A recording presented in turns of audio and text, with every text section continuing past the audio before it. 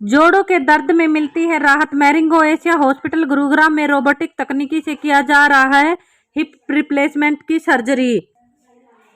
Marengo Asia hospital Gurugram Delhi NCR का एकमात्र ऐसा हॉस्पिटल है जहां रोबोट की मदद से टोटल हिप्स रिप्लेसमेंट सर्जरी की जाती है। रोबोटिक हिप रिप्लेसमेंट की पारंपरिक प्रक्रिया से काफी मिलती जुलती है। इसमें डॉक्टर मरीज के कुल्ले में एक कृत्रिम जोड़ के साथ इसे बदलने की प्रक्रिया को क्षतिग्रस्त टिश्यू को हटा देते हैं। हाल ही के दिनों में देखा गया है कि काफी लोगों ने जॉइंट रिप्लेसमेंट सर्जरी का विकल्प चुना है। इसका कारण यह है कि पीठ या कुल्ले या घुटने में अनचाहे दर्द के चलते लोगों को काफी परेशानियां हो रही हैं।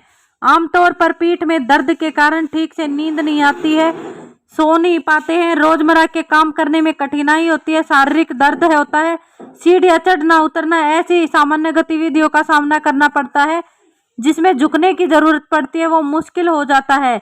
इस तरह के दर्द को ठीक करने के लिए शुरुआत में दर्द निवारक दवा या फिजियोथेरेपी का इस्तेमाल किया जाता है, लेकिन अगर इन विकल्पों से भी नहीं काम चलता तो फिर हिप रिप्लेसमेंट एकमात्र रास्ता बचता है जिससे मरीज को राहत मिलती है। दुनिया के दूसरे हिस्से में भी हिप रिप्लेसमेंट के लिए मरीज भारत से आ रहे हैं, जहां सर्जरी कराना बहुत ही आसान व लाभदायक साबित हो रहा है। सर्जरी अभूतपूर्व रिजल्ट आ जाते हैं। पश्चिमी देशों में सर्जरी महंगी होती है, जिसके चलते मरीज भारत का रुख करते हैं। साथ ही ये एक बहुत ही जटिल सर्जरी है, इसे बहुत ही स्किल्ड व विशेषज्ञ ऑर्थोपेडिक सर्जर ही कर सकते हैं। मैंगो एशिया हॉस्पिटल गुरुग्राम में ऑर्थोपेडिक हो सकता है। तो रोबोट के साथ हम 100% श्योरिटी दे सकते हैं पेशेंट को कि आपकी टांग लंबी तो नहीं होगी ना छोटी होगी, हम आपकी टांग को बिल्कुल बराबर रखेंगे। और लेडीज जो है वो बहुत कम टॉलरेट कर पाती हैं अगर टांगे बड़ी छोटी। तो हमारे पीछे ही हमारे पेशेंट है जिनका कुछ ही समय पहले हिप रिप्लेसमेंट हुआ, आप उन सबसे बात करेंगे। तो हीलिंग टाइम तो हर सर्जरी का होता है, 3 से 5 महीने लगते हैं। तो डिसलोकेशन रेट पूरा जो है बाहर निकल जाता है, तो वो बहुत कम हो जाता है रोबोटिक सर्जरीज के बाद। अगर आप अच्छा इम्प्लांट यूज करते हैं, अच्छी टेक्निक यूज करते हैं और अच्छी फिजियोथेरेपी देते हैं, तो जाहिर सी बात है कि उसका हिप भी ज्यादा समय के लिए चलना चाहिए। पहले जब हम लोग पढ़ते थे तो यही सिखाया गया था कि 5 से 7 साल, मुश्किल से 10 से 15 साल, मगर ऐसा नहीं है। मेरी को प्रैक्टिस करते हुए 26 साल हो गए हैं। मैंने अपने सीनियर्स के पेशेंट्स 40 साल पुराने भी देखे थे इंग्लैंड के अंदर, जिनका नी और हिप हुआ था और वो अच्छा। ठीक है, मेरा नाम डॉक्टर हेमंत है, मैं मैरिंगो एशिया हॉस्पिटल में ऑर्थोपेडिक सर्जन हूँ। आज जो कॉन्फ्रेंस हुई थी वो बेसिकली एक एजुकेटिव और इन्फॉर्मेटिव कॉन्फ्रेंस थी। लोगों को ये बताना कि हमारे इस हॉस्पिटल में रोबोट के थ्रू सर्जरीज करते हैं जॉइंट रिप्लेसमेंट्स, और हमारा अकेला सेंटर है, कॉर्पोरेट सेंटर, जो कि दिल्ली एनसीआर में, इनफैक्ट नॉर्थ इंडिया के अंदर रोबोटिक हिप रिप्लेसमेंट की सुविधा दे रहा है। नी रिप्लेसमेंट रोबोटिक और भी बहुत जगह पे होते हैं, और हाफ नी रिप्लेसमेंट बहुत अनकॉमन है। तो यही बताया था कि इसके क्या फ़ायदे हैं। एक तो क्या होता है कि हिप रिप्लेसमेंट के अंदर पेशेंट की जब भी सर्जरी होती है, सबसे बड़ा डर ये रहता है कि मेरी टांग छोटी बड़ी ना हो जाए। तो रोबोटिक सर्जरी के साथ हम ऑलमोस्ट 100% अश्योर कर देते हैं। ज़िंदगी में कुछ भी 100% तो नहीं होता है, बट 99% अश्योरेंस के साथ ही कह सकते हैं कि आपके हिप्स जो है वो लंबे छोटे नहीं होंगे, टांगे जो है, क्योंकि सारी प्लानिंग 3D CT पे पहले से ही हो जाती है। किसी भी रोबोटिक सर्जरी में सर्जरी शुरू करने से पहले मेरे पास प्लान बन चुका है, और मैं उस प्लान को एग्जीक्यूट कैसे करना है वो रोबोट को बताता हूँ कि भैया मैंने ये करना है, तो रोबोट वही कटिंग करता है। सेकेंडली, हिप रिप्लेसमेंट में डिसलोकेशन रेट जो है वो बहुत कम हो जाते हैं, क्योंकि हर इंसान को किस पोजीशन में कब का एंगल चाहिए, स्टेम का एंगल चाहिए, वो हम प्लानिंग में देख सकते हैं। पहले हम सोचते थे कि हर इंसान को एक ही एंगल दे दो, इनको भी इसी एंगल में हिप को फिट करना है, इनको भी ऐसे करना है, लेकिन अब हम लोगों की डिमांड्स के हिसाब से उस एंगल को चेंज कर सकते हैं। जिसको कहते हैं पर्सनलाइज्ड अलाइनमेंट, फंक्शनल अलाइनमेंट।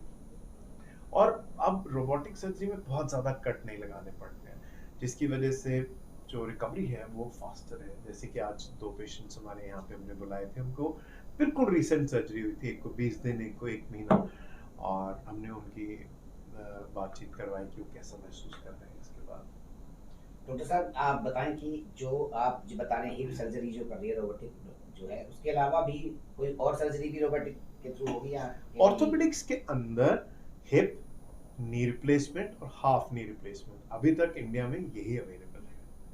बाकी जो दूसरी मेडिकल साइंसेज है उसमें डिफरेंट रोबोट होता है और इस और उस रोबोट में फर्क है। ये एक रोबोटिक आर्म असिस्टेड सर्जरी है। दूसरे रोबोट में सर्जन एक कंसोल में बैठा है और रोबोट अंदर है। इसमें ऐसा नहीं है। इसमें मैं अंदर हूँ, मेरे साथ रोबोट खड़ा हुआ है, उसकी मैंने बाजू को पकड़ना है, उसने सिर्फ कटिंग करनी है और कटिंग भी मेरे हाथ से करनी है। मैं जैसे ही बटन छोड़ दूंगा वो बंद हो जाएगा। मैं नहीं करता हूँ, मैं इसको पूरा खोल के काटता हूँ और देखता हूँ। अब पीछे नस है, लेकिन हमारा रोबोट जो है वो हमें 3D में दिखा रहा है कि आपने कितना काट दिया और वो पीछे जा ही नहीं सकता। वो जैसे ही हड्डी खत्म होगी वो रुक जाएगा। उसको किसने बताया कि तुम्हें रुकना है? और हमने बताया उसको। हमने उसके अंदर पहले ही प्रोग्रामिंग कर दी इस तरह से। इस तरह की कितनी सर्जरीज इस हॉस्पिटल में हो चुकी है? क्लोज टू 180 सर्जरीज, 180, जिसमें से 35 हिप रिप्लेसमेंट्स हैं, बाकी नी रिप्लेसमेंट सर्जरीज है। हमने दिसंबर में ही इसको लॉन्च किया था। क्या चार्ज आता है इस सर्जरी? इसका अप्रोक्सीमेटली 35 to 40,000 रुपीज एक्स्ट्रा आता है। अभी हमने इंश्योरेंस कंपनीज में भी प्रपोजल दिया है कि एडवांस मेडिकल ट्रीटमेंट में इसको कवर किया जाए ताकि पेशेंट्स इसका बेनिफिट ले सकें। लेकिन हम पूरा क्लियर बता देते कि रफली 35, क्योंकि इसको करने में काफी बार तो जो उसका जो कंज्यूमेबल्स हैं, 100 ब्लेड्स हैं, जो ट्रैकर्स हैं, 20 से 25,000 रुपए तो वही आ जाते हैं। और अगर आप रोबोट की बात करें तो काफी एक्सपेंसिव है, 7 से 8 करोड़ के बीच में रोबोट आता है। तो रोबोट से जो सर्जरी होती है उसमें रिकवर कितनी जल्दी करता है? हमारा ये जो अच्छा, पहले तो रिसर्च पेपर्स काफी है इस चीज के। हमारा जो पर्सनल एक्सपीरियंस ये है कि पेशेंट बहुत जल्दी रिकवरी हो रही है। इनफैक्ट जो वॉकर है वो जल्दी छोड़ रहे हैं, वॉकर से स्टिक पे जल्दी जा रहे हैं और स्टिक उससे जल्दी छोड़ रहे हैं। तो ये हमें फिजियोथेरेपिस्ट से भी इनपुट मिला। अभी आज जो पेशेंट आई थी वो स्टिक ली नहीं, पर हम उसमें सबको ऐसा नहीं कहते कि देखिए आप स्टिक लेंगे ही नहीं, ऐसे कोई बहकाने का काम नहीं है। हर पेशेंट अलग है, अपने आप को कंपेयर नहीं करना है। एवरेज हीलिंग टाइम सबका वही 3 to 5 मंथ्स है, लेकिन जो इनिशियल रिकवरी है वो फास्टर है क्योंकि हम ज्यादा काटपीट नहीं कर रहे हैं, हम ज्यादा टिश्यूज को डैमेज नहीं कर रहे हैं, बहुत टिश्यूज को रिस्पेक्ट करके कर रहे हैं। अब मान लीजिए आपको मेरे हार्ट तक जाना है, आप इतना कपड़ा फाड़ दें, विज़ इतना सा फाड़ के अंदर चले जाएं और सर्जरी करें तो कम पेन होगा मुझे। तो सर जैसे लोग डरते भी होंगे इससे कि रोबोट से सर्जरी, तो आपको उनको कैसे समझाते हैं? आपने लोग डरते नहीं हैं, पर मुझे आज प्रेस में जरूर ये रियलाइज हुआ कि ये शायद एक क्वेश्चन लोगों के मन में है। तो मैं उनको यही कहता हूँ कि सर्जरी तो मैंने ही करना है, रोबोट को तो काम सिर्फ ये है उसको बतलाना कि इतना कटिंग करना है। वो कटिंग करता है, वो बहुत प्रिसाइज से करता है, वो प्लानिंग करवाने में मेरी मदद करता है, पर क्या प्लान करना है वो सर्जन का दिमाग है। किस कंट्री से फर्स्ट स्टेज होता है सर? यूएसए, और भी है जो हमारा है वो यूएसए।